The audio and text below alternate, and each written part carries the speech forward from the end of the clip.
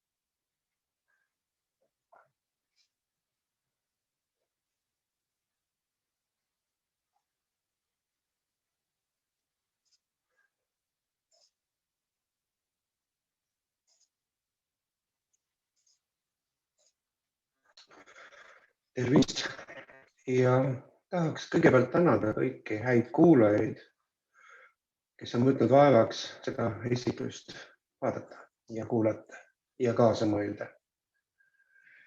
Antud teema on siis rahamajandus ja sissejuhatuseks märgin veel, et see loeng on antud Eesti Rooma klubi avalike loengute raames ja siinkohal võib-olla tasuks ka märkida, et mõttekoda Rooma klubi asutati Roomas 1968. aastal ja selle eesmärgiks oli luua ja arendada loovuse ja algatusvõimele keskenduvate mõttetangute keskkonda, uurida tänapäevaseid globaalseid probleeme ja võimalikke tulevikustsenaariume,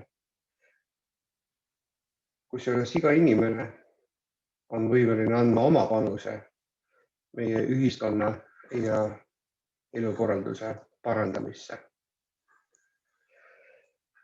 Ja klubi tuntum teos on Kasvupiirid aastast 1972 ja selles raamatus kasutati globaalse arengu mudeleid, modelleeriti arvutitel ja selle baasilt töötati välja või modelleeriti erinevaid tuleviku arengustsenaariume. Kusjuures kõigi nende arengustsenaariumite üheks oluliseks elemendiks oli, et inimene saab oma käitumist muuta ja selle tõttu ka tulevik muutuda, mis tõttu pakuti välja 7 erinevat arengumudelit. Aga tänaseks, kui selle raamatu ilmust on läinud mööda 50 ja natuke enam aastat, 52 aastat, on kahjuks selgunud, et inimkond ei ole tahtnud oma käitumist muutuda. Ja kõik need mudelid näitasid tegelikult ühte ja sama, et lõputu kasv lõplikul planeedil pole võimalik. Ehk et meie ressursid hakkavad lõppema, meie füüsiline ruum ja ka loodusvarad hakkavad lõppema ja samamoodi edasi jätkata pole võimalik. Ja selles raamatus ennustati ka muutusi, mis vähemalt selle viimases versioonis pakuti, et need algavad kuskil aastal 20 kuni 25 ja nii huvitav, kui see ka pole, nii on tõepoolest alanud. Ehk et aastal 2020 on alanud epideemiakriisid ja tundub, et meie elukorraldus on jäädavalt muutumas. Selle loengu teema oleks tegelikult küll rahandus, aga selleks, et rahanduses ja poliitikas orienteeruda, selleks peaks olema kõigepealt nagu mingisugune koordinaatsüsteem. Ehk et kui te asuksite sellises tohutus lõputus metsas ja tahaksite, et keegi teile appi tuleks, siis on seda väga raske teha, sest on võimatu siit üles leida ja te ise ei saa aru, kus te olete ja veel hullem, te ei saa ka aru, et mis suunas te peaksite liikuma. Loomulikult on võimalik südata lõke ja et sellega anda märku appi tulijatele, kui see on võimalik, aga teisalt on ka oht muidugi, et kui see mets põlema läheb, siis võib ka ise ära põleda. Et seetõttu oleks kõige parem, kui meil oleks kasutada mingisugune koordinaatsüsteem, kus me võiksime öelda, et meie koordinaatpunkt on see ja sellisel juhul oleks võimalik kohe appi tulla. majanduses ja poliitikas me kasutame millegipärast lineaarset või ühedimensioonilist vasak-parem koordinatsioonisüsteemi. Ehk et selle järgi me siis nagu püüame nii-öelda selgitada oma poliitikat, et sa oled kas parempoolne või vasakpoolne ja hääletad siis kas vastavalt parempoolsete või vasakpoolsete parteide poolt. Ja nagu te sellelt pildilt näete, on suurem osa Euroopas sinine ehk parempoolne, kuid siin on mitmeid regioone, sealhulgas ka Eestis, mis on vasakpoolsed. Ja kui mina olen näiteks oma üliõpilastelt küsinud ja õpilastelt ja tuttavatelt, et mida tähendab vasak- ja parempoolsus, siis enamasti me oleme jõudnud sellele järeldusele, et parempoolsed on siis need, kes tahavad olla ettevõtlikud, tahavad enda elu paremaks teha, aga selle käigus ka tulusid teenida ja rikkaks saada. Ja vasakpoolsed on siis need, kes ei taha, ei oska või ei viitsi oma elu ise parandada ja nõuavad seetõttu, et siis nendelt, kes on olnud edukad või rikkaks saanud, et nendelt tuleks see raha ära võtta ja jagada võrdselt kõigile, et kõigil on võrdne õigus tarbida. Ja selline ühedimensiooniline käsitlus tekkis tegelikult juba 18. sajandi lõpus Prantsuse revolutsiooni ajal, kus Prantsuse parlamendi paremal tiival istusid kuningriiklased, kes leidsid, et kuningriik on kõige parem asi ja mitte midagi muuta pole vaja. Ehk põhimõtteliselt olid nad siis konservatiivid ja vasakul pool istusid reformistid, kes tahtsid muuta maailma paremaks, teha reforme ja pakkuda kõigile võimalusi oma elu paremaks muutmiseks.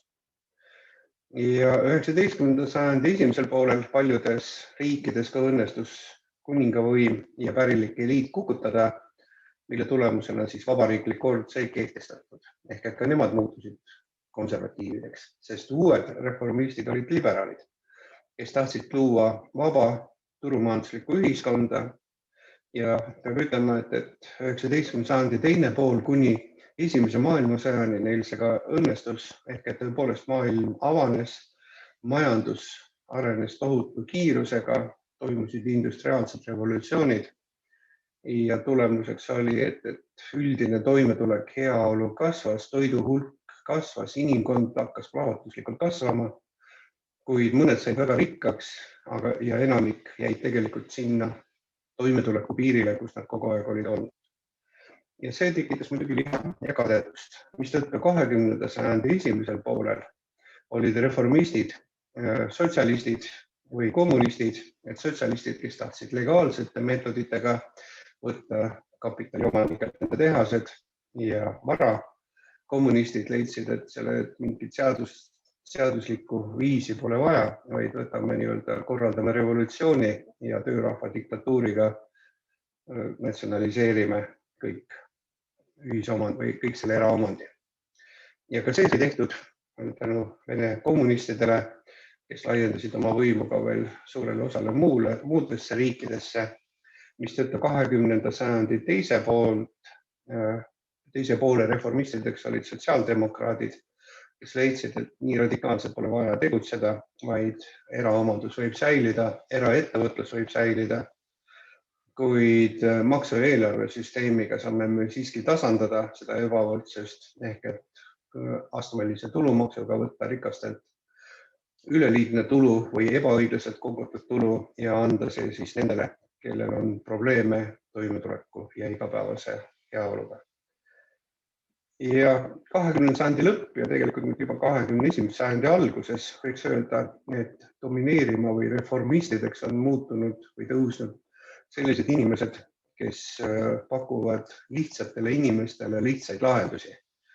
Ehk kõigepealt võib-olla natsionalistid, et lõpetame igasuguse rahvusvahelise koostöö ja rahvusvahelised turud või ühisturud ja taastame rahvusriigid, sulgeme piirid, lõpetame kaubanduse ja oleme täiesti suveräänsed, nii et mitte keegi ei saa meid mõjutada, aga sellisel juhul ei saa loomulikult ka meie mitte kellegi teise nii-öelda arvamusi või suhtumist meisse muuta ega ei tea, millega nad üldse tegelevad ja mida nad kavatsevad võib-olla ka meie suhtes. Ja sellised lihtsate lahenduste pakkujad võib veel nimetada ka rohelised, kes nii-öelda tahavad kõik tehased kinni panna ja tagasi metsadesse minna või siis nii-öelda ühe soo esindajad, kes leiavad, et mehi ja naisi pole vaja eristada, vaid et kõik lapsed peaksid käima ühtemoodi sinises või roosas, mängima nukkude või autodega ja mingit eristumist pole vaja. Aga 21. sajandi teise poolel ma arvan, et domineerima hakkavad tegelikult hoopis teist tüüpi inimesed ehk need, kes on nii vaimselt kui materiaalselt sõltumatud ja kes ei soovi sellist riiklikku eesthooldust. Ehk kes tahavad rajada kodanikuühiskonda, mis suuresti on anarhistlik ehk õigusriiki oma kümnete tuhandete paragrahvide ja sadade seadustega, riigiametnike eestkostega pole vaja, vaid kodanikud hakkavad ise korraldama oma elu ja ise vastutama oma toimetuleku eest. Ja kuna ma olen õpetanud maksundust ja eelarvet 1994. aastast saadik ja ennem seda veel ka nõustanud Riigikogu ja Tallinna volikogu ja Keila finantse juhtinud ja õpetanud maksundust ja eelarvet ka ülikoolides, siis selle käigus ma tegelikult tahtsin panna kokku ka sellise raamatu, mis kirjeldaks maksu- ja eelarvepoliitikat. Aga kui ma 2015. aastal nii-öelda õppejõukarjääri lõpetasin ja see raamatut kirjutama hakkasin, siis tegelikult ma sain aru, et ei ole olemas iseseisvat maksu- ja eelarvepoliitikat, vaid maksu- ja eelarvepoliitika teenib mingit konkreetset ideoloogiat või mingit konkreetset poliitikat ja on selle teostamise instrument.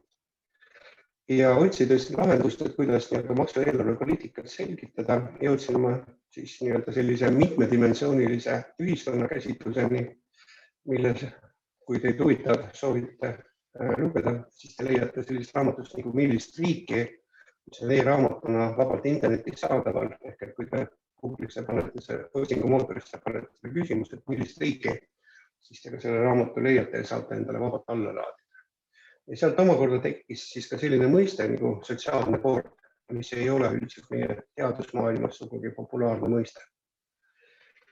Ja nende telgede või telgede väärtuseks ma võtsin siis Prantsuse revolutsiooni deviisid ehk et vabadus, võrdsus ja vendlus. Käesolevas loengus ma piirdun vabaduse ja võrdsusega, vendlus tegelikult läheb juba nii-öelda materiaalsest rahandussfäärist välja ja on rohkem nii-öelda selline vaimse dimensiooni küsimus. Ja kui me siis võtame sellise pildi ette, siis võrdsuse telg, et selle telje paremal poolel oleks siis nii-öelda kapitalistlik ideoloogia, mida õhutab egoistlik ellusuhtumine ja omakasupüüe, ja vasakul pool oleks siis nii-öelda humanistlik ideoloogia, mis nii-öelda on ajendatud altruistlikust mõttest ja väärtustab kogukonda kui tervikut ja kogukonna toimetulekut ning on valmis nii-öelda eraomandit piirama kogukonna ühise toimetuleku ja jätkusuutlikkuse parandamiseks. Ja kapitalism siis muidugi vastupidi pooldab eraomandit ja ei poolda mingit ümberjagamist. Ja vabaduse telje nii-öelda edasiviiv osa oleks siis liberalism ehk eneseteostuse vabadusi pakkuv ühiskond või ideoloogia. Ja seda pidurdav või seda vastustav on siis paternalistlik ühiskonnakord, mis tahab kehtestada ennast teiste inimeste üle ja nii-öelda vanemliku hoolekande korras nii-öelda rumalat inimesi karjatada ja näidata neile, kuidas nad saaksid paremini elada. Ja sellest kahedimensioonilisest või kaheteljelisest ühiskonnakäsitlusest tekib siis kõigepealt kogukondlik ühiskonnakorraldus, mis põhineb ühistegevusel või kooperativismil, kui selles inimesed on täiesti vabad tegema, mida nad tahavad. Kuid kuna nad üksi hakkama ei saa, siis nad peavad nii-öelda kogunema kollektiivi, kogukonda ja algute korras nii-öelda looma endale või rahuldama oma kogukonna ühised toimetulekuvajadused. Aga kui need minimaalsed toimetulekuvajadused on rahuldatud, et siis nii-öelda on võimalik hakata spetsialiseeruma ja sellest saab alguse siis selline individualistlik ühiskonnakorraldus, kus inimestel on võimalus ise riskida, ise katsetada ja müüa oma töövilju, vahetades seda siis kõigi teiste tööviljade vastu, mida neil parajasti vaja on. Ehk et see on küll vabadusel põhinev, aga egoistlik sotsiaalne kord. Aga siit omakorda, et mõned inimesed leidsid, et aga milleks vaeva näha ja tööd teha ja vilju müüa, kui vilju võib võtta vägisi. Ehk et sellest tekkis siis elitaristlik klassiühiskond, kus siis mõned hea organiseerimisvõimega inimesed, kes suutsid luua oma toiduahela ja need, kes iseendaga toime ei tulnud, tahtsid ühineda selle toiduahelaga, siis ühiselt alistasid ülejäänud ühiskonna ja panid nad ennast teenima, ehk et nii tekkis siis klassiühiskond, kus on siis eliit, sõdalased ja töölised. Aga selleks, et selline ühiskonnakord oleks jätkusuutlik, sellepärast et paratamatult alati leidub neid, kes ta hakkavad vastu ja kes ei ole nõus oma tööviljade vabatahtliku loovutamisega, siis oli vaja ka organisatsiooni või repressiooni aparaati, mis siis ka rahumeelselt, mitte ainult vägivaldselt alistaks inimesi. Ja selle tõttu siis 4. sotsiaalne kord võiks nimetada bürokratismiks või riigibürokraatiaks, riiklikuks bürokraatiaks, kes siis hoolitseb nende eest või pakub alternatiivi rahulolematutele, et nad ei pea hakkama mässama ja põletama, sest neil on õigus nõuda vähemalt minimaalset toimetulekut ja ametnikel on kohustus ja vastutus siis tagada neile see toimetulek. Ja sellega siis võtta neilt õigus ja õiendus, et nad on saaksid mässama hakata valitseva eliidi vastu. Et selle pildi pealt ma siis liiguks edasi ja rahasüsteemi kirjeldades võiks öelda, et sellises naturaalmajanduslikus kogukond, kus kus ülejääki ei ole ja turu järel vajadus puudub, et kui seal üldse mingisugune vahetustehingud toimuvad, siis need toimuvad partnertehingute ehk kauba vastu. Individualistlikus ühiskonnas, mis nagu öeldud, põhineb spetsialiseerumisel ja kui inimesed spetsialiseeruvad ja toodavad ainult ühte asja, siis peavad nad oma töövilju vahetama kõigi teiste asjade vastu. Ehk et siit tekib loogiliselt kohe turg ja kaubatänavad ja turuplatsid ja raha kui vahetusinstrument. Ja kolmas on siis röövmajandus ehk põhimõtteliselt siin võib-olla kõige parem oleks feodaalühiskond, mis põhineb teenuste vahetusel ehk põhimõtteliselt ühed siis kaitsevad ja juhivad seda rumalat töötavat rahvast ja siis on töötaval rahval on kohustus siis üleval pidada oma juhte ja sedasi. Ehk et põhimõtteliselt vastastikused teened. Ja siin puudub igasugune vajadus raha järele, siis samuti, et see nii nagu ka kogukondlik ühiskond elab toimetuleku piiril. Ja kui keegi võidab, siis keegi kaotab. Ja plaanimajandus või riiklik ühiskonnakorraldus on taas selline, mis põhineb spetsialiseerumisel, aga see ei ole mitte vabatahtlik, vaid siin ametnikud, kes ütlevad, kes mida peab õppima, kes mida peab tegema, aga kuna selline juhitud spetsialiseerumine ja turg ei ole viljakas, sest inimestel ei lasta teha seda, mida nad tahavad ja kui neid sunnitakse tegema midagi muud, siis nad teevad seda ainult siis, kui nad teistmoodi teha ei saa. Ja selle tõttu tööviljakus langeb järsult ja jagada saab ainult seda minimaalse toimetuleku taset, ehk et igale inimesele ei anta mitte raha, vaid antakse ostutšekk, mida nad saavad kasutada siis oma kaupade või teenuste ostmisel, õigemini, et igaüks saab määratud koguse leiba, liha ja suhkur.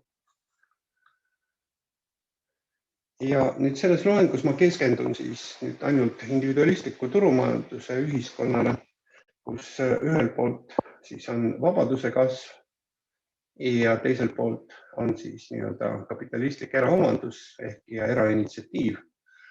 Ja ka siin on tegelikult erinevad lahendid, et turumajandus ei ole ainult üks ja kapitalism, nagu öeldud, on siis ideoloogia. Ja võib-olla kõige pehmem turumajanduse mudel on sotsiaalne turumajandus, mille aluseks on kaduraha. Vabaturumajanduse aluseks on siis vaba raha ja kapitalistliku turumajanduse aluseks on võlaraha. Järgmises loengus ma kõigepealt selgitan seda võlaraha ja loengu lõpus siis ma selgitan ka neid kaduraha ja vaba raha.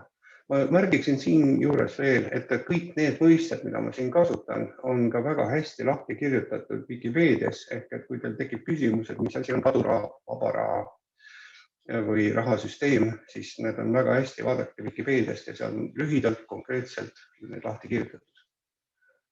Ja kui nüüd küsida, et mis asi on raha, siis raha on kõigepealt väärtuse mõõt, seejärel ka väärtuse säilitaja ja siis turuvahetuse instrument. Ehk et kui me tahame turul vahetada asju, siis meil on vaja mingisugust meediumi, mis annaks väärtust ja kuhu saaks konserveerida. Et näiteks kui me tahaksime, et meil on lammas ja tahaksime kannu õlut või leiba, et siis me saaksime selle lamba eest nii palju õlut või leiba, et seda me ei jõua ära tarbida ja osa läheb raisku.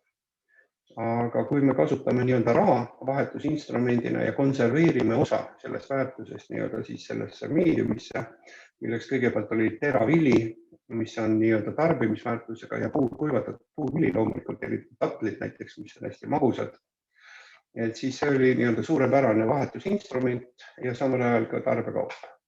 Teine samasugune sobiv meedium oli sool, mida tükkidena sai kasutada suurte tehingutes ja neid järjest väiksemaks lüües oli võimalik kasutada väikeste tehingute eest.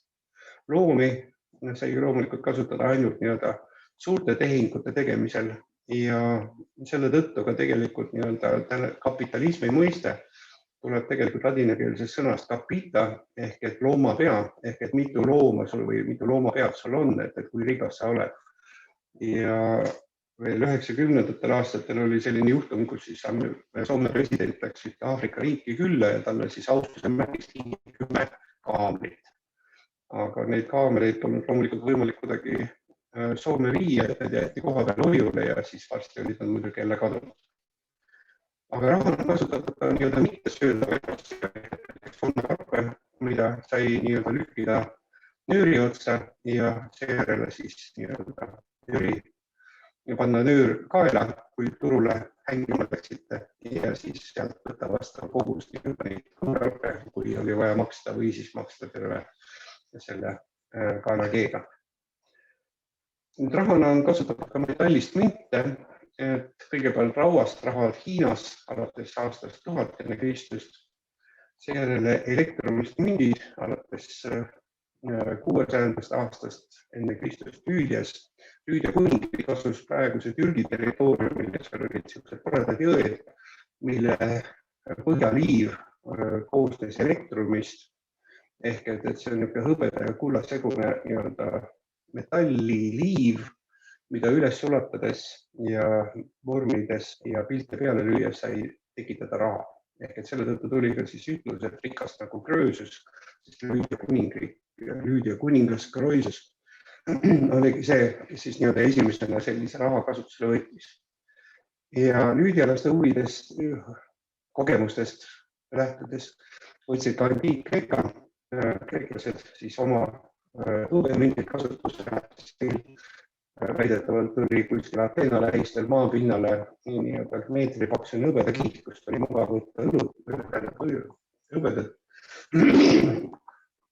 ja seda kasutada siis raha tegemiseks, mis tõttu siis antiik-Kreeka või Ateena hõbedamündid oli tegelikult esimene maailma raha, mida kasutati siis terves Vahemere regioonis aastat. Ja Skandinaavia maades, kus hõbedatega kulda ei olnud, kõige väärtuslikum metall oli vask, aga kuna vase väärtus oli suhteliselt väike, siis selle tõttu Rootsi suured mündid kaalusid 5, 10 ja isegi 15 kilo, mis tõttu nendega ostmas käia oli väga ebamugav. Siit me jõuamegi siis järgmise nii-öelda lahenduseni ehk et rahana võib kasutada ka paberit ehk et kõikvõimalikke paberile trükitud rahatähti.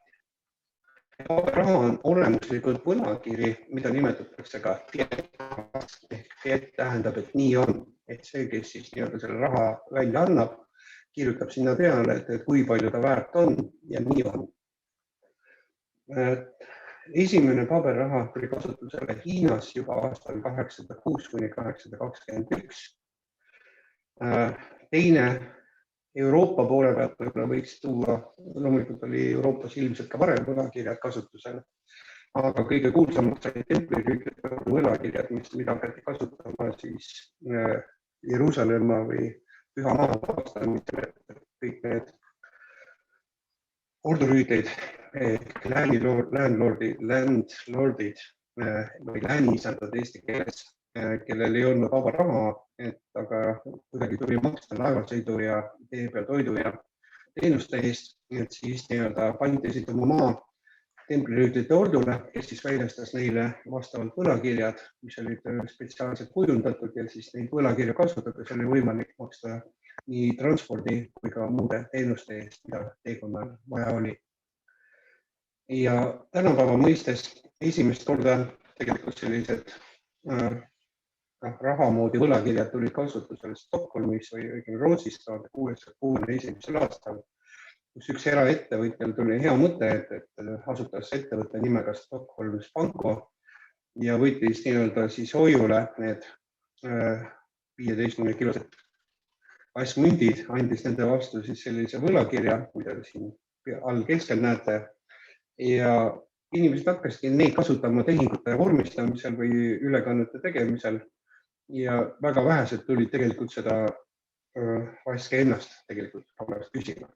Ja sellest omakorda õppisid siis nii-öelda Amsterdami või Hollandi ettevõtjad ja hiljem Inglise siis ettevõtjad, kes siis asutasid Inglise panga 1694. aastal ja hakkasid siis kasutama raha nii-öelda maksevahendina. Ja sellist maksevahendit, kusjuures nüüd huvitav muidugi, et nii-öelda väidetavalt Inglise panga asutasid grupp rikkaid ärimehi, kes paigutas sellesse rahasse, sellesse 750 000 sterlingit ja seejärel nii-öelda kuninga loal oli neil õigus 10 korda rohkem raha võlatähti välja anda ja lisaks pidid nad kuningale veel andma 1 250 000 naelstellingit laenu. Ja loomulikult pidi selle pealt pidi ka intressi. Ehk et need nii-öelda ärimehed said hoobilt 10 korda rikkamaks või isegi 12 korda rikkamaks. Ehk et siit me jõuame nii-öelda keskpanga ideeni. Ja väärismetallist paberrahale üleminekul tekkis otse kohe probleem, et kuna fiat-rahal pole väärtust, siis peab riigi kontrollima rahaemissiooni ja tagama, et nõudlus ja pakkumine oleksid tasakaalus. See tähendab, et raha kogus peab vastama kaupade ja teenuste koguväärtusele, sest ainult nii saab tagada raha usaldusväärsuse. Ja sellel parempoolsel pildilt te näete, et need keskpangad, mis on valitsusest sõltumatud, ehk et nemad saavad nii-öelda tõepoolest hoida seda liini, et raha kogus ja kaupade ja teenuste kogus on vastavuses. Nendes riikides oli suhteliselt madal inflatsioon, kuid nendes riikide keskpangad, mis olid sõltuvuses nii-öelda valitsejatest, ja kuna valitsejatel on alati raha puudus, siis seal oli inflatsioon palju suurem, sest seal reeglina trükiti raha rohkem, kui nii-öelda tegelikult kaupu ja teenuseid oli. Sest kui valitsus ei suuda piisavalt nii-öelda saada raha või koguda maksusi, et siis sellisel juhul peab nii-öelda maksma trükkima raha. Ja usaldusväärsuse loomiseks lubab siis keskpank, et raha saab igal ajal vahetada kulla või hõbedamist. Ja kulla ja hõbeda tagasisest loobus 2021. aastal, kui lihtsalt majandus kasvas nii suureks, et kulda ja hõbedat enam ei olnud nii palju. Ja sellest ajast peale määrab raha väärtuse turu nõudluse ja pakkumise tase ja see ilmneb suhtena teistesse valuutadesse. Ehk nagu te siit selle alumised pildid näete, siis peale kulla tagatisest loobumist järgmise 10 aasta jooksul dollari ostujõud dollari suhtes langeks praktiliselt 14 korda. Nüüd rahamajanduses üks kõige olulisem asi on raamatupidamine. Ja raamatupidamine põhineb topeltarvestusel, kusjuures mõlemad pooled peavad olema tasakaalus. Ühel poolel on siis nii-öelda kohustused või võlad või kreedit, ehk et kui te näiteks asutate oma ettevõtte, siis te panete näiteks 2500 eurot sisse ja see raha on siis nüüd ettevõtte oma vahend ehk debet ja tema kassas on 2500 eurot. Omanikul on aktsia, mis maksab või mis on väärt 2500 eurot ja ettevõttel on raha 2500 eurot, mida te saab kasutada oma majandustegevust. Ja keskpank raha emiteerimisel võtab siis nii-öelda keskpank pakipaberid ja trükib sellele toredad pildid peale ja vahetab seejärel selle siis nii-öelda teiste valuutade või kulla vastu. Ehk et nii on võimalik tegelikult luua mitte millestki piiritult rikkust, kusjuures ühel on õigused ja teistel on siis ainult kohustused maksta selle nii-öelda nende poolt loodud raha eest teist raha või kulda. Ja nüüd järgmine rahavorm, mida võiks tutvustada või kasutada, on siis e-raha, elektrooniline raha oleks täpsem öelda, ja elektrooniline raha ja mobiilmaksed põhimõtteliselt said alguse siis 1958. aastal, kui Bank of America võttis oma kõige rikkamate klientide jaoks krediitkaardi, mida kasutades sai siis maksta nii-öelda määratud ulatuses nii-öelda kõik oma arved ja pank siis, kui need kõik arved nii-öelda panka, siis võeti see summa selle nii-öelda isikul, kellele see krediit oli antud, võeti tema arvelt selle summa maha või kui tal seda piisavalt ei olnud raha, et siis sellisel juhul vormistati laen ja ta maksis seda nii-öelda tagasi pikema perioodi jooksul. Alates 1989. aastal kui alustades tegevust internetipank, samuti Ameerikas, mille nimi oli First Direct ja sealt alates oli võimalik siis ka teha ülekandeid või makseid debetiraha vormis või debetkaardiga. Et kuna ühendus kahe panga vahel või müüja ja panga vahel oli olemas, siis oli võimalik tasuda käigu pealt nii-öelda võtta see raha kohe tema arvelt maha ja kui seda arvel raha tehingut teha ei saanud. Ja alates 2008. aastast peale seda, kui kasutusele tulid nutitelefonid ja äpid, hakati ka rakendama ka mobiilmakseid, ehk et teil ei ole enam vaja sellist plastikkaarti, vaid see nii-öelda plastikkaart on see teie telefonis ja telefonis saate nii-öelda ka ilma igasuguste lisaseadmeteta maksta ühelt inimeselt teisele või kaubamüüjale teha ülekanne. Ja siin all on võib-olla näide, et Swish, mis on Rootsi kõige tuntum või kõige levinum nii-öelda selline makseäpp, mis on nii suure populaarsuse saavutanud, et tänaseks praktiliselt sularaha käive Rootsis on kahanenud 10%-le. Ja Rootsi kaupmehed ütlevad, et nad paari aasta jooksul lõpetavad sularaha maksmises, see on mõttetu tegevus. Ja kuna see on loonud olukorra, et Rootsi keskpank tegelikult on kaotamas kontrolli nii-öelda raha ringluse üle, siis Rootsi keskpank on algatanud projekti, mille käigus nad tahavad siis juurutada Rootsi keskpanga e-raha, mis oleks siis ainukene kehtiv maksevahend Rootsis. Ja tänu käibele täna võib öelda, et siis meil on põhimõtteliselt kasutusel keskpanga sularaha, paber või metallraha vormis, siis on meil keskpanga e-raha, mida siis kui keskpank teeb nii-öelda ülekande kommertspankadele, kui nad seda raha vajavad. Aga kommertspankadel on ka võimalus tegelikult ise e-raha oma riskoga nii-öelda emiteerida. Ehk David Deutsche raamat The Currency of Cold War ehk et valuutade külm sõda on esitatud muuhulgas ka selline väide, et eurotsooni kommertspangad emiteerivad e-raha 100 miljardi euro väärtuses igal aastal ehk et nad teenivad nii-öelda selles ulatuses puhast raha. Ja nüüd täiesti uut tüüpi raha muidugi on blokiahel põhinevad krüptorahad, mis ei sõltu ühegi riigi keskpangast ega ühestki ettevõttest, vaid mis on nii-öelda täiesti sõltumatud, et mida peab üleval siis nii-öelda selline hajus võrgustik. Ehk et igaüks võib panna oma arvuti teenima nii-öelda või hoidma üleval seda süsteemi ja teenida selle eest ka vastavat tasu. Ja kuna nende rahadel pole ei tagatist ega ka mingisugust nii-öelda kindlustust, siis nende rahade väärtus sõltub puhtalt nõudluse pakkumise vahekorrast. Ehk et kui nii-öelda olemasolevate tavaliste rahade vastu nii-öelda usaldus kaob ja raha on külluses, siis kõik või väga paljud ostavad Bitcoini või teist krüptoraha ja selle kurss läheb ülesse ja kui algab kriis ja kõikidel tekib rahapuudus, siis kõik hakkavad realiseerima oma Bitcoine või Ethereumi ja pakkumine kasvab, nõudlus väheneb ja loomulikult siis ka rahakurss langeb. Nüüd järgmiseks me tuleme siis nii-öelda panganduse teema juurde, et mis on tüüpiline siis nii-öelda tänapäeva ühiskonnale. Ja siin on üks tore pilt, et kus siis Türi seal pank teatab, et kui see enam ei jõua, siis tema vabastab teid kõikidest laenukohustustest juba täna. Aga erapanganduse ideeks on siis raha hoiustamine, isikute vahelised arveldused ja vaba raha väljalaenamine. Ja siinkohal võiks küsida, et kuidas on võimalik, et pankurid rikastuvad? Et kuidas saab hoiustatud raha välja laenamisest rikastada, et mina viin oma raha panka, pankur on ehitanud uhke maja, rajanud sinna väga kallid ja tugevad seifid, kuhu raha hoiule panna ja siis ta sellest nii-öelda mingi imelisel viisil rikastub, et kuidas see on võimalik.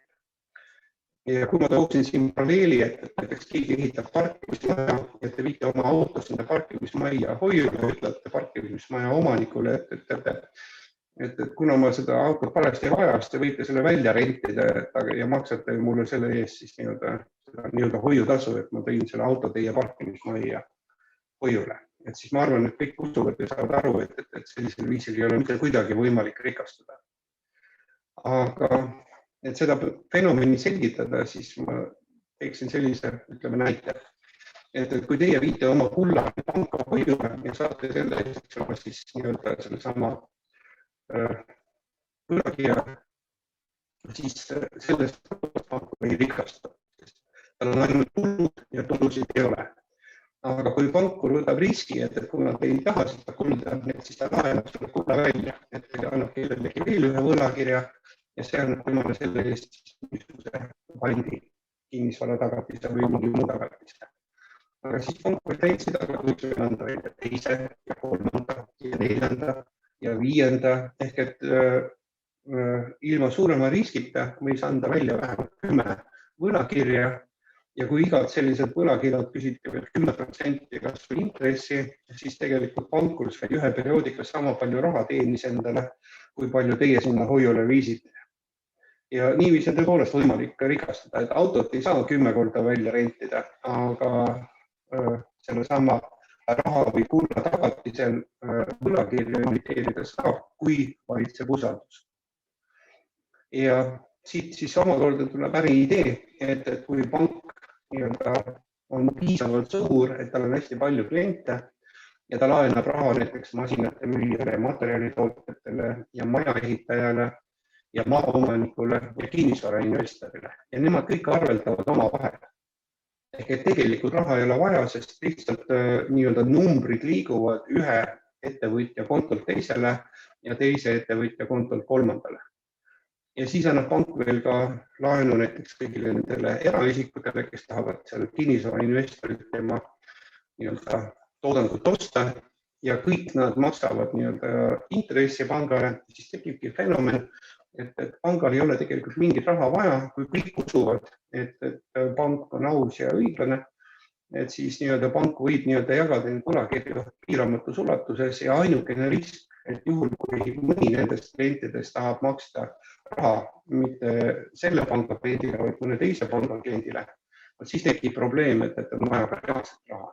Aga kui selle teise pangaga õnnestub samuti teha diil, ehk et ma maksan ainult intressi ja tegelikult raha ülekannet ei toimu, et teeme nii-öelda 50-50, et siis sellisel juhul nii-öelda ole ka siin raha vaja. Ehk mida ma tahan sellega öelda, et erapankade äritegevus põhineb usaldusel ja riski kandmisel. Ehk et pankuri nii-öelda töö ja elu on sõna otsest mõttes selline nööri käimine, kusjuures all ootavad krokodillid. Sest kui sa annad liiga palju võlgu välja ja mingil hetkel nii-öelda usaldus kaob ja kõik sinu kliendid on ukse taga ja nõuavad raha, siis võib juhtuda täpselt nii, nagu juhtus näiteks Lehman Brothers, kes kaotas nii-öelda maksevõime viimase 2008. aasta majanduskriisi ajal, sest ta oli välja andnud 31 korda rohkem võlakirju välja andnud, kui tal endal kapitali oli. Ja 2009. aastal kaotas ta maksevõime ja pank likvideeriti, sest teised pangad ei olnud valmis nii-öelda tema nii-öelda võlgu nii-öelda krediteerima. Aga hilisema nii-öelda siis selle pankrotipesa lahti arutamise käigus selgus, et vara oli piisavalt, et kõik, kellel raha seal oli, said oma raha tagasi. Ainuke asi, et pangal parimal tahtmisel ei ole võimalust seda raha välja maksta. Nii et selle tõttu nii-öelda ka tulevastes pangakriisides peaks igaüks arvestama, et kui pangakriis algab, siis tuleb säilitada külma närvi ja lihtsalt oodata, sellepärast, et reeglina siiski pankadel on see nii-öelda maksevõime olemas, ainult et see on pika aja peale laiali jaotatud ja vastavalt nii, kuidas see finantsjuht on seda planeerinud, siis see raha laekub ka tagasi määratud rütmis. Aga muidugi veelgi tähelepanuväärsema saavutusega sellesama 2008. aasta kriisi ajal sai hakkama Belgia-Prantsuse Dexia pank, mis laenas välja sama raha 60 korda, sattus makseraskustesse 2008. aastal, kustutas selle tõttu siis 2009. aastal 3 miljardit eurot oma laenusid ja 2011. aastal veel 4 miljardit. Ehk et kui 2001. aastal näiteks selle panga aktsia oli jagu 16 eurot, siis 2013. aastaks oli sellest järgi jäänud 0,4. Ja see pank oli selle tõttu julges võtta nii suuri riske, et tema laenas eranditult ainult kohalikele omavalitsustele ja erinevate riikide valitsustele, seal hulgas näiteks seda laenanud pinnale. Ja tõenäosus, et mõni riik või kohalik omavalitsus pankrotile siin võib mängida palju distantsemaid mänge, kuid otsekohe tekib ka see küsimus, eks ole, et juhul, kui tõepoolest juhtub nii, nagu siis vahepeal riikides juhtus, et need kohalikud omavalitsused ei suutnud seda tagasi maksta, siis sellisel juhul ka see võib jääda hätta. Ja siit me jõuame siis nii-öelda võlaraha mõisteni, ehk võlaraha süsteemis pank väljastab 100 münti ja nõuab tagasi 100 münti. Aga lisaks sellele 100 müntile, mis ta välja andis, nõuab ta tegelikult turult ka laenulepingu tasu. Kui Tallink siin otsis nii-öelda võimalust koroonakriisiga laenu võtta, siis üks pank pakkus talle nii-öelda 140 miljonit, aga tingimusel, et lepingu tasu ise oli kohe 7 miljonit, ehk et see 140-st 7 miljonit oleks kohe pangale tulnud tagasi anda. Ja lisaks veel maksta siis intressi laenu järgid kogu sellel laenuperioodil. Ehk et põhimõtteliselt tuleks tagasi maksta rohkem, kui kunagi üldse raha välja antud on. Ja siit hakkab ka välja joonistama see põhjus, et mis põhjustab majanduskriise. Ehk miks kurdavad laenurahaga investeeringut teinud ettevõtjad, et raha ei ole? Inimesed, kes on võtnud kodulaenu, kurdavad, et raha ei ole. Ja riigilaenu võtnud valitsused samuti kurdavad, et raha pole. Et kõik kurdavad, et raha ei ole, näiteks Kreeka riik või siin ka mitmed teised riigid, aga kuhu see raha siis kadus? Ja raha või majanduskriisi põhjuseks ongi tegelikult siis raha kui maksevahendi puudus ehk turu kadumine, ehk et raha on kuhugi ära kadunud, raha lendas minema, kuhu ta lendas. Ja vastus on väga lihtne, et raha koondub finantsoligarhia kätte, sest majanduskriiside ajal kasvab luksuskaupade müügikäive kordades. Ehk raha ei kao, vaid jaotub lihtsalt ümber ja koondub väheste ülirikaste kätte, kes siis sel hetkel ei tea, mida oma rahaga teha. Ja siis hakatakse ostma selliseid Swarovski kristallidega üle valatud autosid, või ehitame järjest uhkemaid ja suuremaid laevu, lõbustus- või luksuslaevu, millega näidata, kui rikas ma olen. Ehk et sellise elitaarse ühiskonna fenomen on see, et elitaarses ühiskonnas ei hinnata inimest mitte selle järgi, kui palju ta teenib, see on turumajanduse tunnus, vaid kui palju ta suudab kulutada ja mida mõttetumaid kulutusi ta teeb, eks ole, seda prestiižsem ta on, seda rikkam see inimene on. Ja siit siis omakorda me näeme, et sellise võlarahale ja pangaldussüsteemile üleminekul siis 17. sajandi lõpus, ehk et 670 kuskil, sellest ajast peale, et Ameerika riik, mis on kõik see mitusada aastat, 400 aastat püsinud, et siis siin on kõigepealt inflatsioon, deflatsioon, inflatsioon, deflatsioon. Ehk et kui pangad paiskavad raha turule, siis on raha küllus, hinnad tõusevad ja siis, kui pangad koguvad oma võlga tagasi koos intressiga, tekib mõne aja pärast rahapuudus ja inimesed ei saa enam tehinguid teha. Ja muidugi vastavalt siis see hulk raha tuleb maha kirjutada, nii nagu siis näiteks selle Dexia puhul tehti, aga tegelikult võiks öelda, et siin viimased või ütleme 20. sajandi teisest poolest alates on ahnus kasvanud nii suureks, et keegi enam ei taha maha kirjutada. Ja selle tõttu on pidevalt raha ainult juurde trükitud, ehk et nagu te näete, et on siin ainult inflatsioon ja deflatsioon ei ole. Ehk et siit siis nagu järeldus, et siin on nagu kaks arenguvõimalust, et kas tuleb väga sügav, ennenägematult sügav, eks ole, majanduskriis deflatsiooniga või siis jätkatakse raha trükkimist nii kaua, kuni keegi seda raha vastu võtab. Ja kui nüüd mõelda ühiselt, et kus on probleem, et siis ma kordaks veel kord, et kui pank nõuab turult tagasi rohkem münte, kui sinna kunagi üldse on antud, siis käib võitlus, et see on nii nagu see ringmäng, et kus üks jääb alati ilma toolita. Ja samamoodi ka, eks ole, kui pank küsib 10% rohkem, kui ta laenuna välja andis, siis 10% peab minema pankrotti või surema. Kui pank küsib 20% intressi, siis 20% peab pankrotistuma.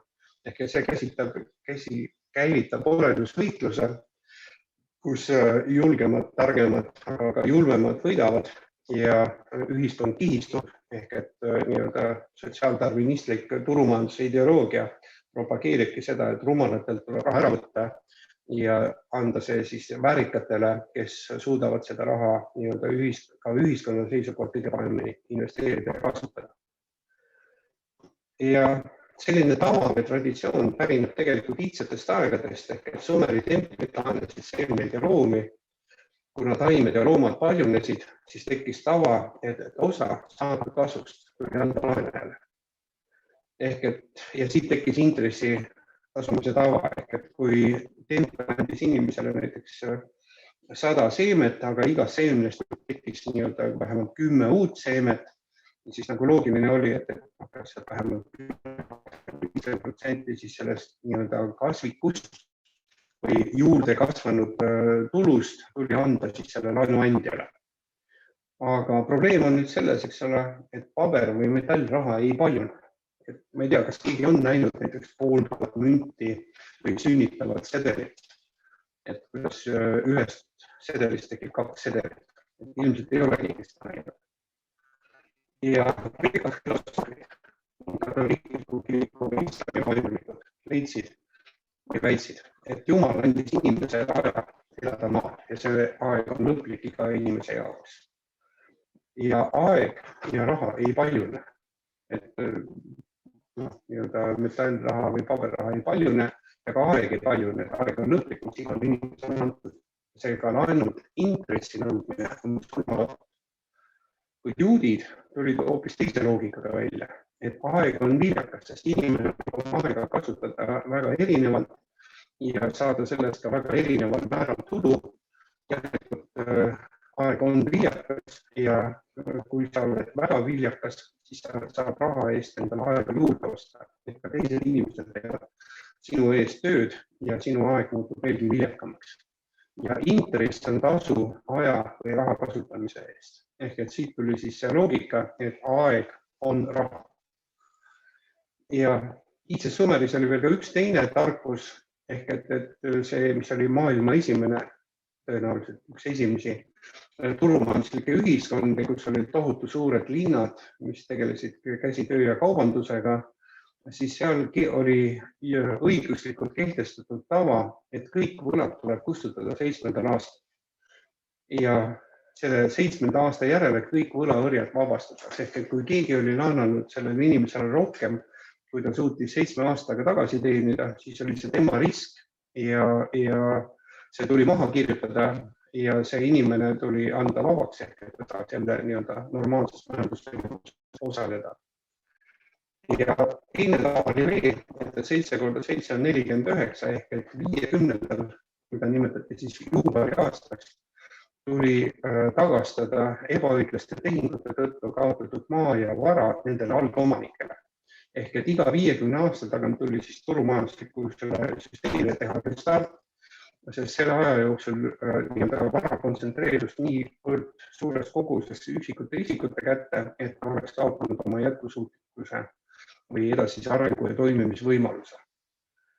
Ja nii huvitav, kui see ka ei ole, siis tegelikult Euroopa Keskpank on sätestanud oma pangapoliitikas, et tema pangapoliitika põhiliseks eesmärgiks on, et raha inflatsioonimäär peab olema igal aastal vähemalt 2%, mis tähendab, et 50 × 2% on 100%, ehk et kui te hoiate raha lihtsalt rahana, siis 50 aasta pärast pole sellest rahast järgi jäänud mitte midagi, vaid see on haitunud nii-öelda siis suitsuna taevasse. Ja siit ka muidugi üks huvitav järeldus, et kui me nii-öelda laenasime Kreeka riigile 50 aastaks raha, siis nii-öelda tegelikult me sellest rahast suurt midagi tagasi ei saa. Eriti veel, kui arvestame seda, et härra Ligi deklareeris, et me oleme suuremeelsed ja me ka Kreeka riigile laenatud rahalt ei soovi mingit intressi tagasi saada. Ja, aga mis on huvitav, et uurides nii-öelda neid rahateemat, ootamatult jõudsin sellise punktini, et Euroopa Liidu e-raha direktiiv artikkel 12 ütleb, et liikmesriigid keelustavad intressi maksmise või muude soodustuste andmise, mis on seotud ajavahemiku kestusega, mille jooksul e-raha valdaja e-raha enda käes hoiab.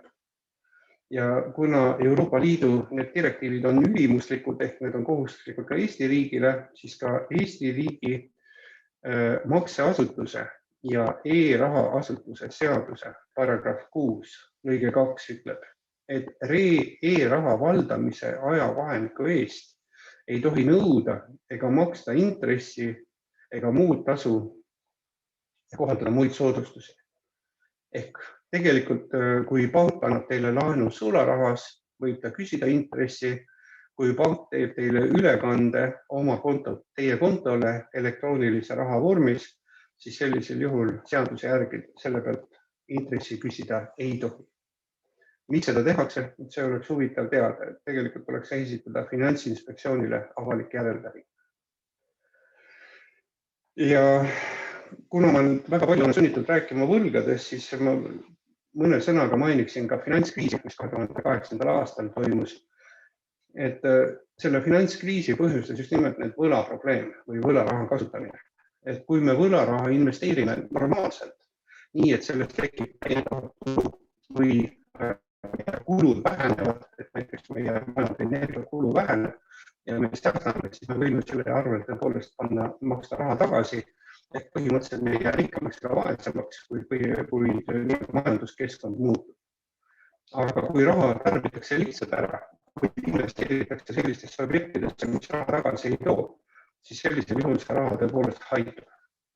Ja mis pärast just need Vahemere riikidel tekkis probleem laenu tagasi maksusega, et üks ka hea näide on lennuväli, mis ehitati 100 kilomeetri kaugusele Madridist,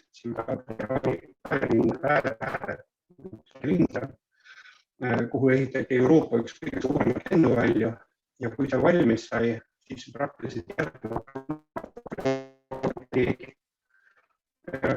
Väidetavalt 2019 hakati lendama Hiina transpordilennuki, aga kas need jätkavad seal lendamist või mitte? Ehk et selle tõttu oligi, et raha on ära kulutatud need, kelle oma see maa oli, nemad tegid väga hea diili, nad müüsid oma maa väga hea raha eest, kes said tööd ja ehitada need lennurajad kui ka hooned ja seadmed. Teenisid samuti väga hästi ja pank teenis väga hästi, kes laenas ainuke raha tagasi ei tule. Ja nüüd ongi probleem, et siis nii-öelda süüdi on pank või kes peab selle kahju siis kandma. Ja samamoodi teine hea näite, et 2008. aasta finantskriisi põhjused olid suuresti nii-öelda ajaloolised. Sellepärast, et kui 2000. aastate alguses oli nii-öelda see internetiettevõtete ülehindamisest tekkinud kriis, et kus siis nii-öelda internetifirmadel oli väga palju raha investeeritud, aga siis selgus, et tegelikult neil ei ole sellist raha tagasi teenimise võimet, siis väga palju raha läks kaotsi.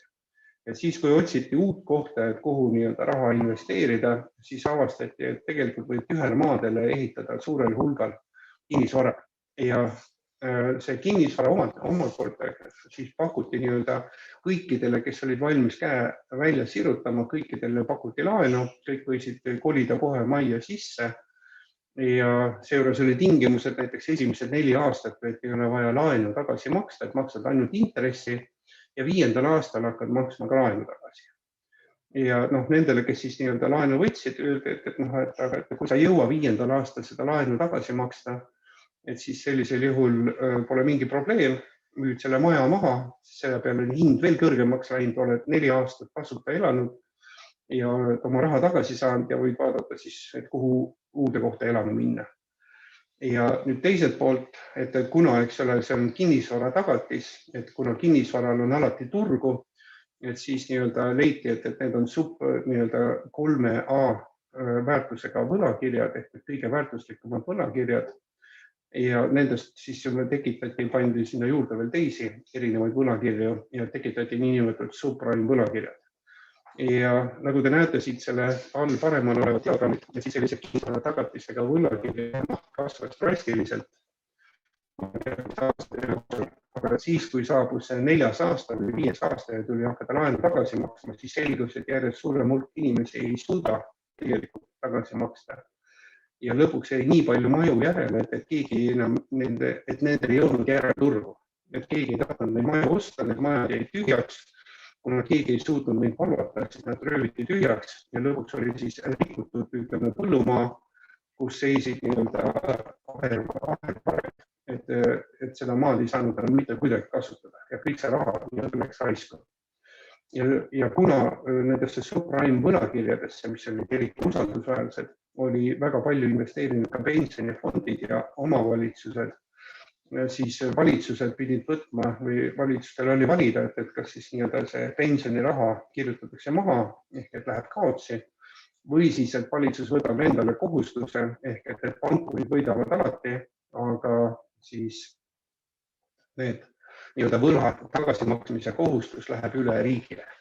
Ja siit tekkiski probleem, et väga paljud nii-öelda pangad sattusid makseraskustesse ja kui selle maksekohustuse võtsid üle riigid, siis riikidel tekkis maksukohustused. Ja selleks, et seda olukorda nüüd parandada, et kuidagi uuesti likviidsust, et see raha, mis oli rikaste käes ja kes ei näinud võimalust seda välja laenata, sest ei olnud maksevõimelist klientuuri, et kuidagi seda majandust käivitada, et siis nii-öelda käivitati niinimetatud kvantitatiivse lõdvendamise programm ehk et siis keskpangad hakkasid erapankadelt kokku ostma neid võlakirju, mis siis valitsused olid müünud nendele, et raha hädas. Ja sisuliselt 2014. aasta märtsikuust alates või kui see summa, mille ulatuses siis seda raha emiteeriti või võlakirju kokku osteti, kui see summa jagada eurotsooni inimeste arvuga, siis iga kuu oleks võinud nii-öelda kopteri raha põhimõttel igale inimesele üle kanda 250 eurot. Ehk tänaseks juba kuskil üle 20 000 euro igale inimesele. Ja kui seda oleks tehtud, siis oleks loomulikult majandus käinud, et oleks ilmselt olnud turgu, kas kinnisvarale ja kõik oleks nii-öelda õitsnud. Aga kuna see raha anti pankadele ja pangad ainult laenavad seda uue intressi eest ehk veelgi suurema võlakohustuse eest välja, siis see raha jäi sinna pankadesse ja majandus ei käivitud. Ehk et põhimõtteliselt, kui me vaatame seda nii-öelda graafiliselt, siis Föderaalreserv Ameerika Ühendriikides 2008. aasta kriisi ajal ostis 3 korda rohkem võlakirju ehk et emiteeris 3 korda rohkem kui enne seda kriisi, mis turul oli. Ja kirjutatud raha käibas õigesti kasvu. Tänaseks on siis 8 korda rohkem raha turule antud, kui seda arv üldse või kui tegelikult kaubakatet on. Ja Euroopas on tegelikult olukord täpselt samasugune, et aastatel 2005 kuni 2020 on tegelikult raha pakkumine või võlakirjade kaudu turul emiteeritud raha hulk kasvanud 6 korda. Ja siit jõuame siis nii-öelda võlateemani. Kui suured on Euroopa riikide võlad, siis nagu te näete, loomulikult kõige suurem võlg on Kreekal, aga järgmiseks kõige suurem võlg on Itaalial ja nii-öelda Austria, Prantsusmaa, Hispaania, Portugal, Inglismaa. Ja kõige vähem võlg on tegelikult Eestil ja Bulgaaria. Ja kui nüüd Itaaliat, kuna see mitu korda mainitud, siis siin on üks huvitav vaadata, kellele ja kui palju Itaalia pangad on siis võlgu. Kui Saksamaa võlg on nagu arusaadav, et sakslased müüsid oma toredaid autosid ja tööpinke nii-öelda itaallastele võlaga, et siis see on nagu põhjendatud, aga et mida on prantslastel müüa või veelgi arusaamatum, et mida on Belgial väikeriigil ja sellises koguses müüa nii-öelda Itaaliale, et ilmselt mitte midagi, et siin on tõepoolest lihtsalt nii-öelda emiteeritud seda võlgu ehk et seesama Dexia pank, mida võib meenutada siin kohal. Ja Belgia riik ongi üks võib-olla sellise panganduse ja võlaraha nii-öelda kants. Ja kui võrrelda seda Itaalia võlga Eestiga, et kui Itaalia on 50 korda suurem, kui rahvastiku arv on 50 korda suurem kui Eestis, aga nende võlg on 720 korda suurem kui Eesti võlg on.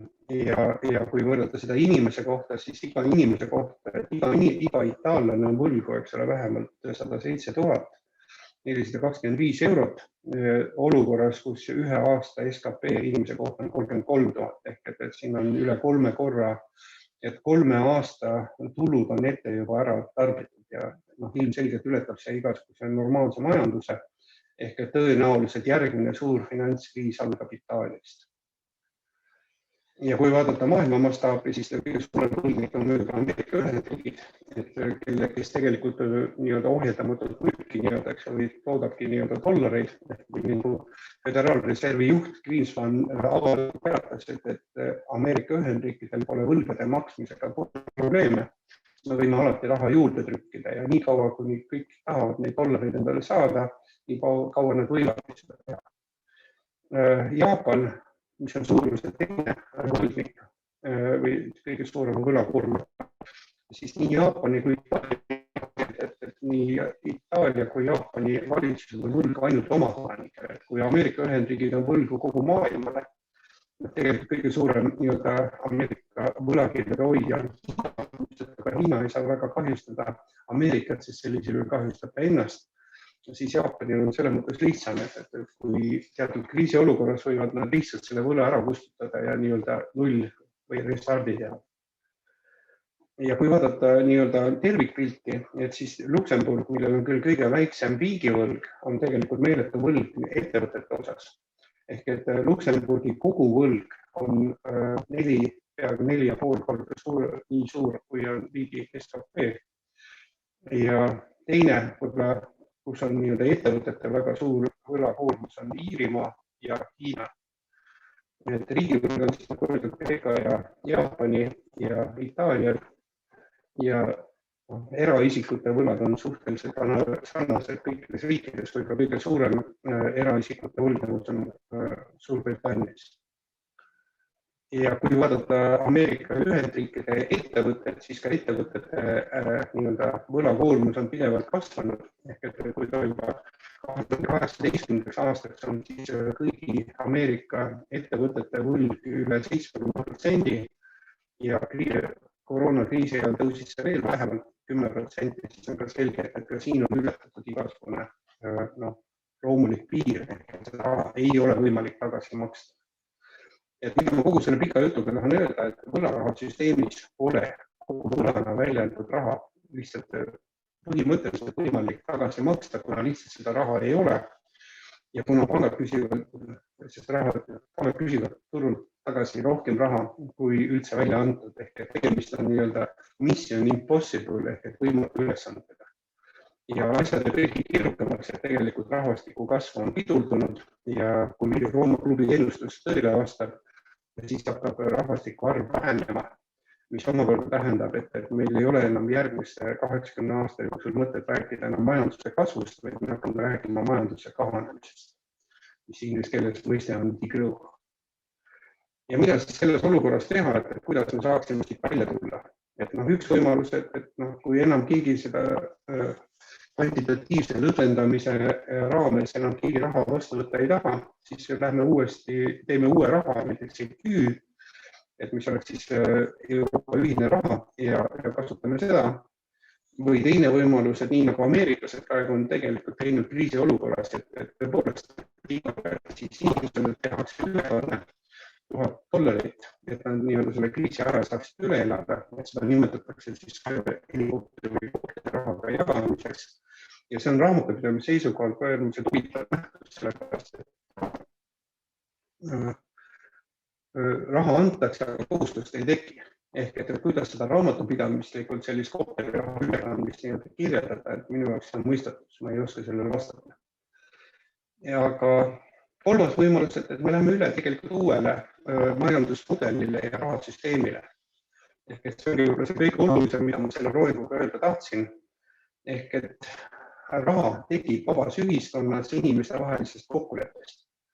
Ehk sotsiaalliikmed kohustavad järgima kokkulepet mõõtes asjade väärtust rahas. Aga milline raha on, selle otsustavad tegelikult tarbijad lõpuks, kui nad tahavad ise ja suudavad otsustada. Ja kui ma veel kord selle kapitalistlik turumajanduse tunnuseks on see, et ta on kõige egoistlikum, et ta on kõige äärmuslikum ja ta põhineb ahnusel.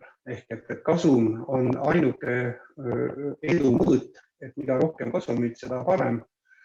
Ja see on ka nii-öelda kogu majanduse liikuma panev jõud. Aga selle tõttu ta on ka ebaõiglane, sest ühtedel on õigused ja teistel on kohustused. Ja see majandusmudel põhineb riigi ametnike ja kapitalistide koostööl. Ehk et ka siin on kapitalismiks nimetatakse, eks ole, et kus siis tegelikult riigi ametnikud küll väidavad, et nad tegutsevad kodanike huvides, aga tegelikult millegipärast kõik otsused on kõige kasulikumad nendele suurkapitalistidele. Ja kui see tõepoolest nii-öelda edukalt tegutseb või ühesõnaga toimib ja tekib see puudujääk, siis sellisel juhul saab üle sotsiaaldarwinismiks või siis täielikuks anarhistlikuks olemusvõitluseks, mida nimetatakse siis anarhokapitalismiks või seaduste puudumiseks või õiguskava puudumiseks.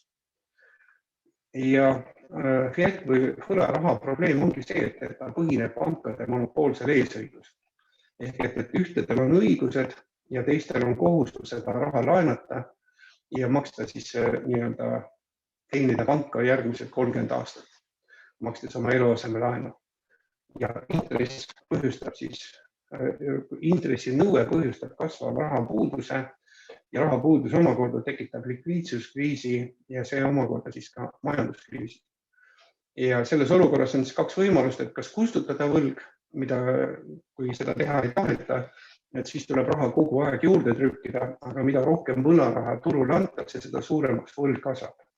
Ehk et nagu te näete siit allolevalt vasakult diagrammilt, et rahvuslik koguprodukt või SKP küll, eks ole, kasvab, aga võlg kasvab kiiremini ja kui veel siia juurde panna need nii-öelda tulevikutehingute instrumendid, ehk et ühte sama kaupa müüakse aastas võib-olla 10 korda, et siis nende derivaatide turg on veelgi rohkem nii-öelda reaalsusest väljas kui nii-öelda rahasüsteem.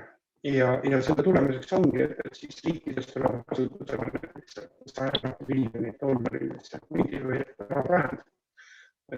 See on siin Zimbabweest, aga 90. aastatel oli niisugused rahatähti välja Serbias või peale esimest ja teist maailmasõda Saksamaal ja Ungaris, mis ei kuulsaks selliste rahatähtedega. Ehk et kogu probleem on see, et katteta raha on lõpuks nii palju, et selle väärtus kaob ja teiselt poolt ühiskond kihistub, et ühtedel need, kellel on õigused ja kes trükivad raha, on piiramatult rikkust ja need, kes siis nii-öelda seda raha kasutama peavad, nemad annavad siis selle intressi kaudu kogu oma tööviljad nendele rikkuritele. Ja kui meile see süsteem ei meeldi, ütleme, et mulle tundub, et see kriis on lähenemas, et see süsteemne kriis, et kuna siin tuleb veel lisaks ka klimaatiline kriis ja rahvastikukriis, et siis on meil võimalus üle minna ka vabaturumajandusele, kui kodanikud seda tahavad. Ja vabaturumajandus tähendab, et igaühel on vabadus teha tehinguid, et sa ei pea minema ametniku juurde küsima litsentsi, et ma võin seda sellist ettevõtlust alustada. Ja ma ei pea minna panka, ma lihtsalt peavad küsima raha, et laenake mulle raha, et mille intressi kohustuse vastu. Kõige parem näide võib-olla sellest ongi seesama Taxify või tänane Bolt, et kui vanasti oli niiviisi või tegelikult on vist ka veel täna, et takso sõitmiseks pead sa minema linnavalitsusse ja küsima litsentsi ja siis need ametnikud peavad vastutama, et kedagi ei petetaks. Aga kui välismaalane tuli näiteks lennukit maha, istus taksole ja ütles, et ta tahab sõita Olümpiahotelli, siis ta väga tihti viidi läbi Maardu ja siis veel räägiti, et pagan need rahandaks ära, et me peame veel ümber järve ka sõitma. Aga täna Uberile või Boltile võime, et kui sa tellid taksona, et sa juba sealt oma telefonist, kui palju see sõit sul maksma läheb kõige lühemat teed mööda, millist teed mööda sind viiakse, sellest jääb jälg ja jälg jääb ka, et kes sulle teenust osutas ja kes seda teenust tarbis. Ehk et kõik on läbipaistev ja selle tõttu igasugused pettused on muutunud praktiliselt võimatuks. Ehk põhimõtteliselt vabaturumajanduse eelduseks, et turg peab olema läbipaistev, et kõik tehingud, kõik palgad on kõigile läbipaistavad, igaüks saab ise valida, millise palga eest ma olen nõus oma tööjõudu müüma või millise hinna eest, millises koguses, kellele ma tahan seda oma toodangut müüa. Ja digitaliseerumine, et olukord, kus kõigest jääb jälg, et isegi iga lamp fikseerib teie möödaminemist rääkimata videokaameratest, mis on tänavatel või mobiiltelefonist, mis fikseerib iga teie liikumise, tehingu ja ka suhtlemise, et siis selle tõttu tõepoolest on võimalik minna sellisele vabaturumajandusele üle ja vabaturumajandus on odav selle tõttu, eks ole, et kuna salastatust ei ole, siis ei ole veel vaja maksta rohkem makse, et seda infot salastada ja siis veel rohkem maksta makse, et üleval pidada kaitsepolitseid, kes siis nii-öelda neid pettureid ikkagi petturite ülesleidmiseks ja karistamiseks ikkagi peab siis selle info, salastatud info murdma ja siis leidma, et kes tegelikult pettis. Ja ehk et mida ma tahan öelda, eks ole, et vabaturumajanduse vältimatu eeldus on täielik infovabadus ehk et kõik näevad kõikide nõudlusi ja pakkumisi ja ärisaladusi ei ole. Ja naabrivalve selle tõttu on väga efektiivne, ehk et kui keegi tahab pettusega rikkaks saada, siis kõik teavad, et ta on petis ja inimesed ise võivad otsustada, kui petisega tehinguid teha, siis nii-öelda pannakse seda boikotti ja selline inimene enam rohkem kunagi ettevõtlusega tegeleda ei saa või parimal juhul kuskil palgatöörid. Ja see tagab maksimaalse konkurentsi ja arengu, ehk et hinnad vabaturumajandus on õiglased, sest igal inimesel on endal vabadus ise otsustada, kas ta läheb, ostab oma toote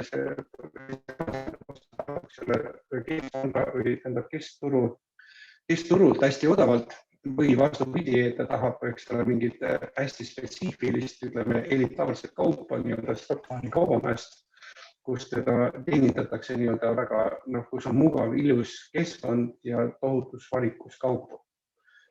See, kui ta ise valib selle ja riigi teda ei sunni selleks, siis on hind alati õiglane. Ja vabaturumajanduse aluseks on siis vaba raha, ehk et põhimõtteliselt algselt vaba raha oli siis nii-öelda ajaraha, mida 19. sajandil Ameerika Ühendriikides ja ka Inglismaal mitmed ettevõtjad võtsid kasutusele, et nii-öelda makstes töötundide eest ja mis oli ilma intressita nii-öelda raha.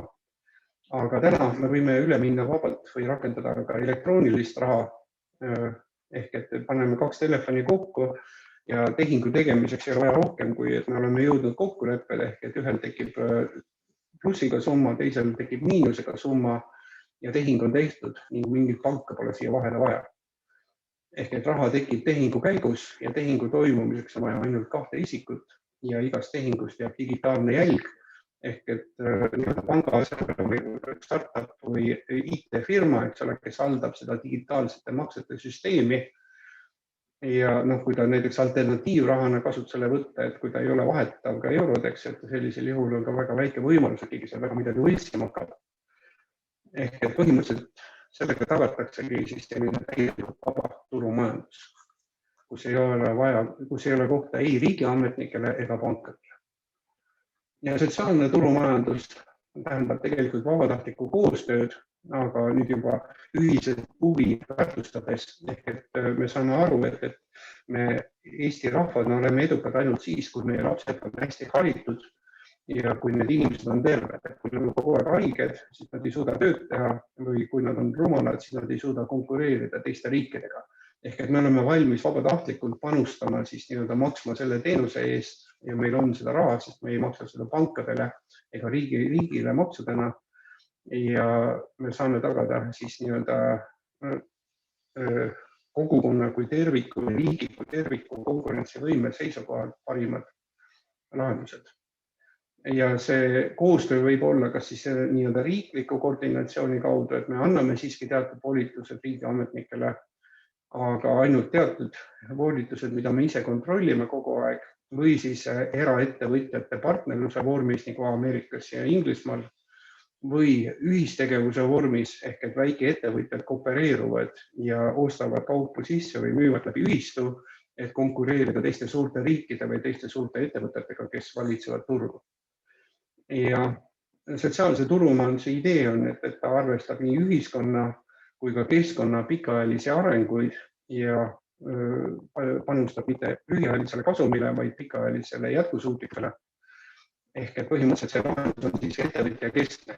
Ehk et sellise sotsiaalse turumajanduse lahendid on näiteks saksa ordoliberalism või siis seesama inglise sotsiaalliberalism või siis anarkoliberalism või mutualism. Mutualism tähendab vastastikusel kasumil põhinevat tegevust. Ja siit me jõuame siis kaduraha mõisteni. Ehk et kaduraha annab välja riigikassa, et mitte keskpank ei anna raha, vaid riigikassa annab siis raha välja.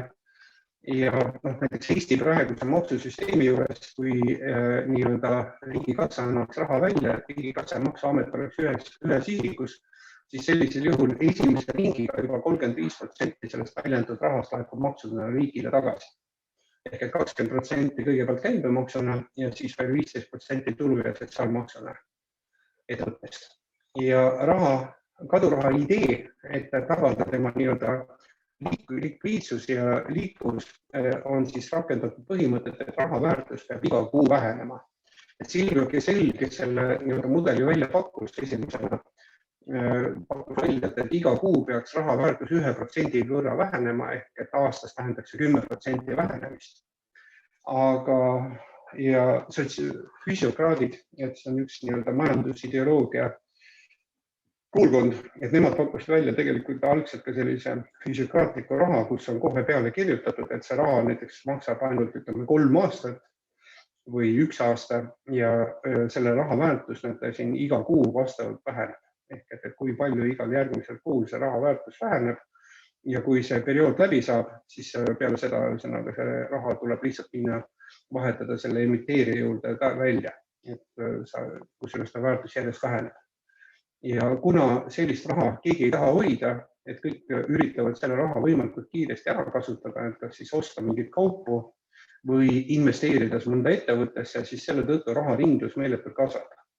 Ja üks selline reaalne näide, et Eesti televisioonis eelmise aasta 2020. aasta sügisel näidati filmi Shillingid taevast mis on ka YouTube'is täiesti nähtav tänase päevani. Tõsi saksakeelne, et sellest filmist näidati siis Austria Wörgli linnapeaga siis nii-öelda sellist projekti, kus ta trükkis siis nii-öelda sellised Wörgli shillingid ja mille väärtuse säilitamiseks tuli siis vastavalt ka 1% iga aasta või iga kuu, eks ole, maksta siis vastav mark osta ja see mark sinna selle peale kinnitada, et siis ta säilitab selle väärtuse, eks ole, 1 shilling. Ja siis selle perioodi jooksul, mida seda raha kasutati, siis raha käive kasvas 270 korda. Ja kui see oli 30 aastate majanduskriisi ajal, et kui tolle ajal olid tohutud probleem töötus, siis see linnapea hakkas oma selle rahaga maksma, eks ole, siis inimestele, kes tahtsid teha linna heaks tööd, teid parandada, sildu ehitada või parke korrastada ja ettevõtjad olid nõus selle raha eest müüma oma toodangut ja siis ettevõtjad omakorda maksid oma maksud linnale siis selles rahas. Et sellega tekitati selline raharinglus. Ja sellist kaduraha ei saa kasutada võimu teostamise instrumendina, mis tähendab, et põhimõtteliselt on ta hoopis teistmine raha. Ja selle raha nii-öelda teoreetiline alus tegelikult te leiate modernsest rahandusteooriast, mis on ka Wikipedias lahti kirjutatud. Ja väga paljud suurettevõtjad ja muu hulgas ka näiteks Helmed on hakanud propageerima just nimelt sellest samast teooriast lähtuvat ideed, et kui me maksukoormust alandame, siis vaba raha tulud suureneb. Aga ma rõhutan, et see kehtib ainult ilma pankadeta kasutatavas rahasüsteemis ehk kadurahasüsteemis, et võlarahasüsteemis see ei tööta. Ja põhimõtteliselt sellises sotsiaalses turumajandus kõige olulisem küsimus on, et kuidas kaitsta investorid nende pahatahtlike ettevõtjate eest, kes tahaksid petta. Ja võib-olla üks kõige parem näide sellisest kadurahast on Chingauer, mis on siis Baieri lõuna ja ida osas Austria piiri ääres olev maakond, mis asub ümber Chiemsee linna või järve. Ja siis üks Baieri Waldorfi kooli, tegelikult see projekt algas Baieri Waldorfi kooli initsiatiivist, kus tegelikult arutleti solidaarsuse suurendamise võimaluste üle. Ja sellest projektist kasvas välja siis kohaliku raha projekt, ehk põhimõtteliselt trükitigi loodi ettevõte, kes siis hakkas neid raha algul paberrahana, hiljem veerahana imiteerima ja selle rahasüsteemiga ühines algas 2009. aastal, 2014. aastaks oli selle süsteemiga ühinenud 3600 ettevõtet, oli emiteeritud siis neid Chingauereid 900 000 euro väärtuses ja aastane käive oli 7,4 miljardit eurot. Ja see, mis on muidugi huvitav veel, et siis need rahad, alternatiivsed rahad või kohalikud rahad olid vabalt vahetatavad euroga suhtes üks ühele, et sai eurode eest neid osta, kui neid sai tagasi eurodeks vahetada.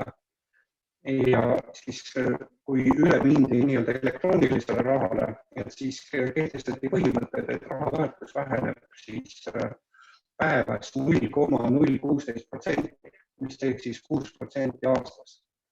Ehk poole vähem kui kaduraha variandis.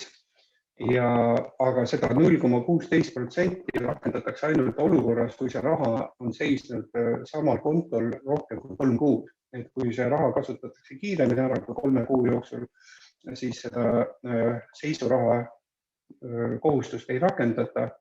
Aga kui see raha seisab kauem kui 3 kuud, siis rakendatakse seisuraha maksu. Ja kadurahasüsteemis, et kui me ühendaksime Keskpanga, Riigikassa ja Sotsiaalameti rahandusosakonna, me kõik kokku, et mõelda, kui palju ametnikke me saaksime sellisel juhul lahti lasta, et sellisel juhul me saaksime ka tegelikult juurutada negatiivse tulumaksu. Ehk et kuna maksuamet, mis on samaaegselt ka Sotsiaalamet, on täielik ülevaade, et kellel on tulusid, kellel ei ole tulusid, siis nendel, kellel näiteks alla 500 euro on, eks ole, et siis nendele makstakse puuduolev summa juurde ja need, kes siis ületavad selle minimaalse toimetuleku taseme, et nemad siis maksavad tavalises korras tulumaksu.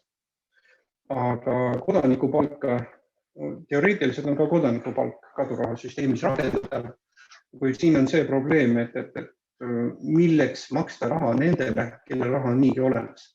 Ehk et see tekitaks, et ütleme, et kui Eestis tahaks kodanikupalka rakendada, siis tegelikult me peaksime kuskil 65% maksurahast maksma nii-öelda kodanikupalgana ja meil praktiliselt muudeks kuludeks üle jääb. Tõsi, teisalt kõik need sotsiaalabirahad või sotsiaalkindlustusrahad me säästaksime, aga see nii-öelda kulude kasv siiski nii suur, et see asi minu arust ei tööta.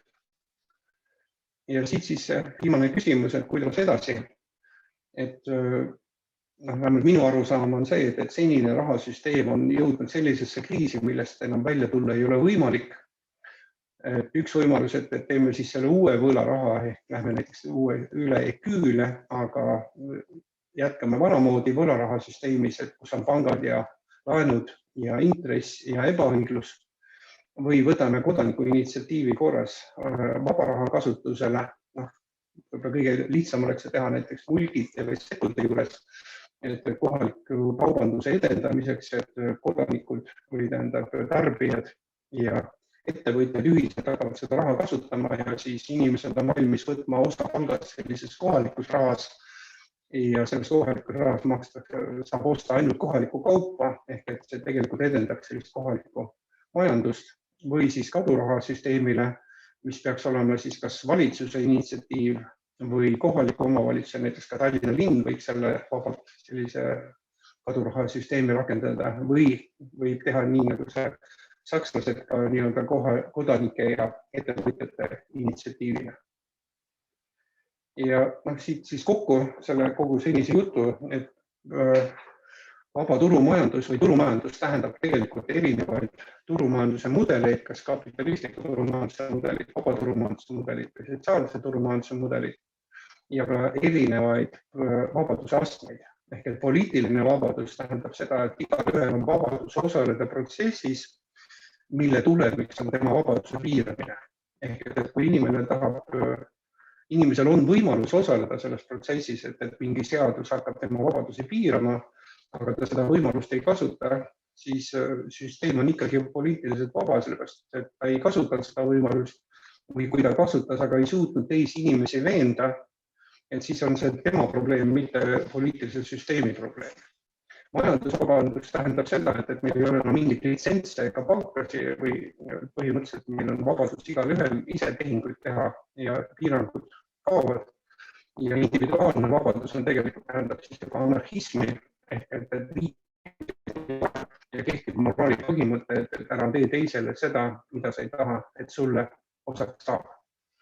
Ja ainsad ametnikud oleksid siis kohtunikud, kes siis nii-öelda mõistaksid õigust, et juhul kui ikkagi tekib mingi konflikt ja keegi on teinud kellelegi midagi, mida ta endale osaks saada ei taha.